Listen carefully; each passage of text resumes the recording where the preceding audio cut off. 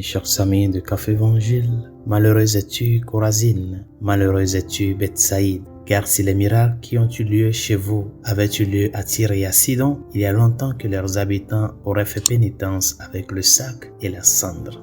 Mes chers amis, en écoutant cet évangile et cette phrase que nous venons de mentionner, qui est du passage de l'évangile de ce jour, comment pourriez-vous vous asseoir avec le sac et les cendres aujourd'hui? Quelles pratiques pouvez-vous entreprendre pour manifester publiquement votre désir de vous détourner du péché et de vous tourner vers l'évangile? Tout d'abord, pour répondre correctement à cette question, il est important de reconnaître que le fait de se détourner du péché ne doit pas seulement être un acte personnel et intérieur, mais qu'il doit aussi être un acte extérieur et manifeste pour que les autres puissent le voir, pour que les autres puissent aussi constater votre conversion. La conversion n'est pas seulement d'ordre intérieur, mais aussi extérieur.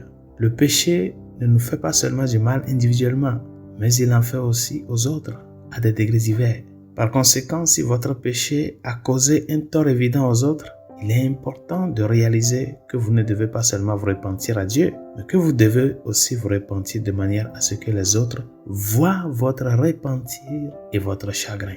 Mais alors, comment pouvez-vous vous repentir avec le sac et les cendres aujourd'hui, comme nous le demande l'Évangile? Il y a de nombreuses façons de le faire. La qualité essentielle d'un tel acte est qu'il est clair pour les autres que vous êtes désolé pour votre péché et que vous essayez de changer. Si le péché que vous avez commis à l'égard d'autrui est grave, votre repentir intérieur doit être à la hauteur de la gravité de votre péché et la manifestation extérieure de ce repentir doit également être à la hauteur. C'est très important cela, bien chers amis. Nous devons sentir cette contrition profonde pour ce que nous avons commis de mal. Et c'est ce que le mystère de la croix du Christ a manifesté dans notre vie.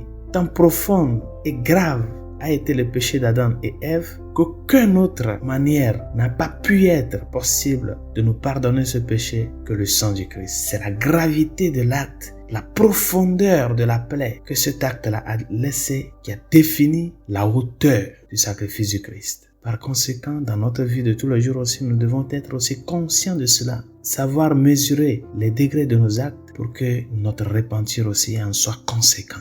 Résolution de ce jour. Tu te demandes comment tu peux t'asseoir sur le sac et la cendre aujourd'hui. Premièrement, à travers les bonnes œuvres caritatives manifestes, le service, la prière, la pénitence publique, c'est-à-dire le fait de reconnaître ce que tu as fait de mal, t'approcher de la source de la miséricorde dans le sacrement de la réconciliation, et si tu as causé un dommage à l'autre, essaie de le réparer avec cette personne, directement avec la personne. Avoir cette capacité de pouvoir dire « Pardonne-moi, je suis désolé, j'ai reconnu que je t'ai fait un grand tort » et le faire du plus profond du cœur.